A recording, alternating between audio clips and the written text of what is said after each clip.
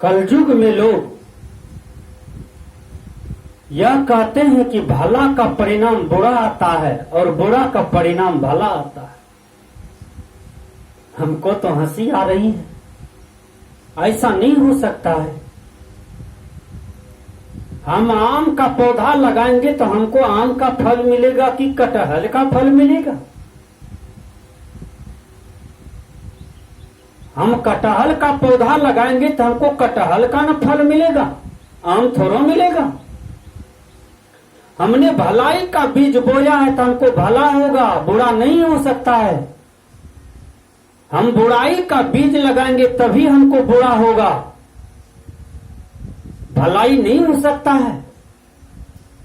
इसलिए अपने कर्मों पर विश्वास रखें, हम भलाई करें, जो गिरे हुए हैं उसको उठावें, जो नीचे हैं उसको ऊपर लाने का प्रयास करें, जो अनपढ़ है उसको पढ़ावें, जो मूर्ख है उसको विद्वान बनावें, जो निर्धन है उसको हम धनवान बनावें।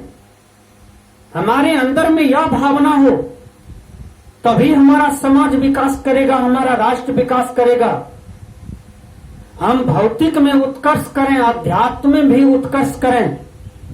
हमारे अंदर में ये भाव हो, यह शुद्ध भाव है, ये महान भाव है। भाव से ही व्यक्ति घट बढ़ हो जाते हैं। हमारा भाव अच्छा होगा तो हमारा सब विकास अच्छा होगा।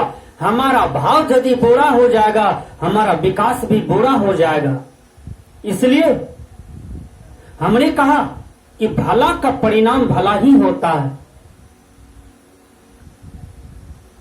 एक आदमी को 3 पुत्र था। उसने तीनों पुत्र को बुलाया, कहा बेटा तुम तीनों से आज मैं एक प्रश्न करता हूं, जवाब दो। कहा बोलिए बाबूजी।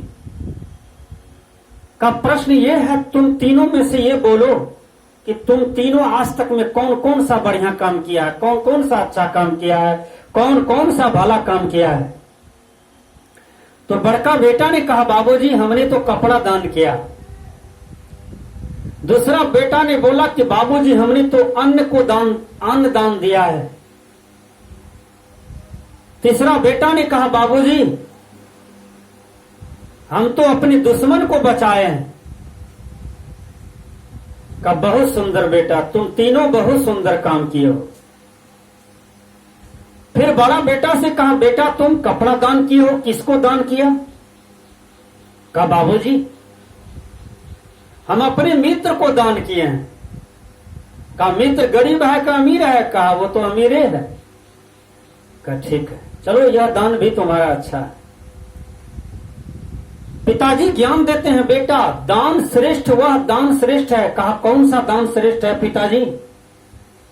कहा जो दान गरीब को दिया जाता है वह दान श्रेष्ठ होते हैं। जिस गरीब के तन पर वस्त्र नहीं है उनको यदि तुम पहना दिया, यदि कोई लंगड़े हो, लुल्ले हो, काना हो, बहरा हो, जो काम करके नहीं खा सकते हैं, रोगी है, ऐसे निसहाय को तुम यदि वस्त्र पहना देता तो यह दान श्रेष्ठ हो जाता।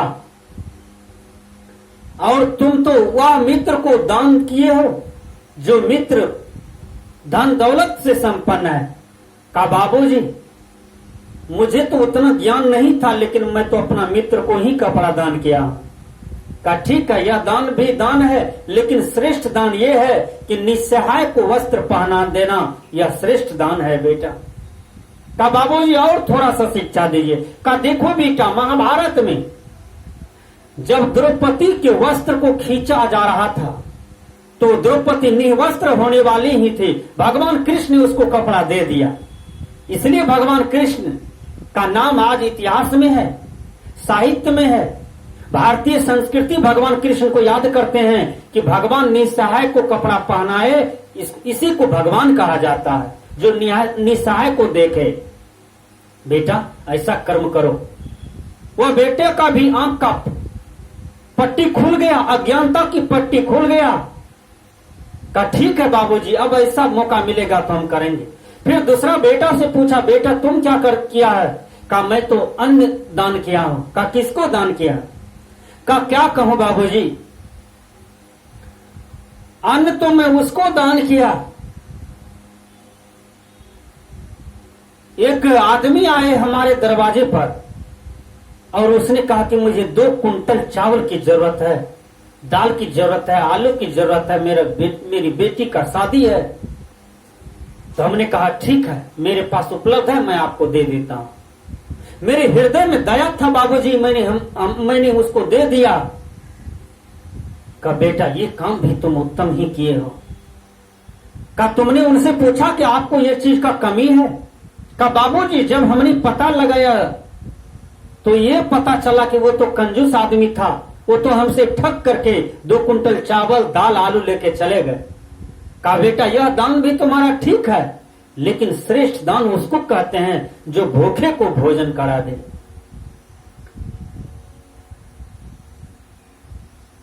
अभी हमारे देश में देखिए कोरोना वायरस आया, कई गरीब भूखे से मर गए। जो दिल्ली में थे, पंजाब में थे, बाहर में परिश्रम करके जी रहे थे, और जब उसे भूख बर्दाश्त नहीं हुआ तो कई कई जगह लोग मर गए, भूखे प्यासे मर गए। यदि ऐसे भूखे आदमी को कोई खिला दे, ऐसे निसहाय आदमी का कोई सहारा बन जाए, तो बेटा उसी को श्रेष्ठ दान कहा जाता है। गरीब को देना भोजन, जिसके यहां भोजन नहीं है उसको भोजन देना। हमारे कुछ बूढ़े बाबा लोग कहते हैं कि पुराने जमाने में लोग पता करते थे कि आज किसके यहां भोजन नहीं बना है, किसके यहां चूल्हा नहीं जला है, पता लगाते थे। और जिसके यहां चावल नहीं था, दाल नहीं था, सब्जी का व्यवस्था नहीं था, तो पुराने लोग उसके यहां पहुंचा देते थे और कहते थे भूखे नहीं रहना, भोजन करना। पड़ोसी का सहारा बनता था उस समय, पता लगा करके। आज पड़ोसी का सहारा नहीं है, वह नाश करने की फिक्र में मैं देखता हूं। यदि आज हमारे पड़ोसी कोई रोग से तड़पते हैं, उनका बेटा डेथ कर जाते हैं, यदि उसको घर नहीं है, उसको जमीन नहीं है, उसको मकान नहीं है, वह निपुत्र है, तो पड़ोसी उनको देख करके जलते हैं कि बहुत अच्छा हुआ है। बताइए यह कैसा वृत्ति में हम जीवन जीते हैं? यह वृत्ति हमारा अच्छा नहीं है। कोई दुखी है उसको देख करके हम सुखस्त रहते हैं, हंसते हैं, हमें आनंद आता है, तो हमारी आत्मा पवित्र नहीं है, तो हमारी ही आत्मा दुष्ट है। किसी का दुख में हमको बहुत अच्छा लगता है, तो ये तो दुष्ट आत्मा का ही पहचान है। इसलिए हम अपनी आत्मा को पवित्र रखें। तो उसने कहा बेटा तुमने दान किया लेकिन श्रेष्ठ दान नहीं किया, गरीब को दान करना बेटा। कहा ठीक है बाबूजी, अब हम गरीब को ही दान करेंगे, निसहाय को ही भोजन देंगे। फिर तीसरे बेटे से सेठ ने पूछा तुमने कौन सा अच्छा काम किया? कहा बाबूजी जिस कॉलेज में हम पढ़ते हैं वहां एक लड़का मेरा दुश्मन है, जानी दुश्मन है, वो मेरा जान ले सकता है। लेकिन क्या कहें बाबूजी, एक रोज वह लड़का शराब पी करके जा रहा था और मैं घर आ रहा था। वो शराबी लड़का, नदी में फूल पानी था, 2-3 मर्द पानी था नदी में, भादो सावन का दिन था, और वो शराबी लड़का अपने आप में नहीं था, टकते झुकते हुए आ रहा था। और हमने देखा कि ये लगता है कहीं नदी में गया तो ये डूब के मर जाएंगे। अब तब में वो नदी में गिरने ही वाले थे, तब तक में हम दौड़ करके गए और उसको अपना हाथ से उठा करके उसको साइकिल पर बैठा करके और उसको बहुत सुंदर से ला करके हम गांव में छोड़ दिए और हम बाबूजी घर चले आए। यह बात आज तक हमने किसी को नहीं बताया। जो मेरा जानी दुश्मन था मैंने उसके जीवन को बचाया बाबूजी। पिताजी ने कहा कि बेटा तुम बहुत सुंदर काम किया इस धरती पर, जो दुश्मन की भी जान का रक्षा किया, दुश्मन को भी जान बचाया, वह दुनिया में तो बहुत सुंदर काम किया। इसलिए बेटा तुम बहुत सुंदर काम किए हो, इसी को भलाई कहते हैं बेटा। जो दुश्मन को भी ऊंचा पिरिया दे, जो दुश्मन का भी विकास सोचे, जो दुश्मन का भी भौतिक, आध्यात्मिक, मानसिक, शारीरिक सब चीज का विकास देखना आप पसंद करते हैं, बेटा यही तो भला का काम है। तुमने दुश्मन का जान बचाया, इससे बढ़िया भला क्या हो सकता है। इसलिए बेटा बहुत श्रेष्ठ काम किया। आज तुम मेरा मटक ऊपर किया है, मेरा नाम ऊंचा किया है। तो विचार करें, भगवान बुद्ध ने कहा कि दुनिया में दुश्मन आपका सब हो जाएगा, लेकिन आप सत्य मार्ग पर तो चलिए।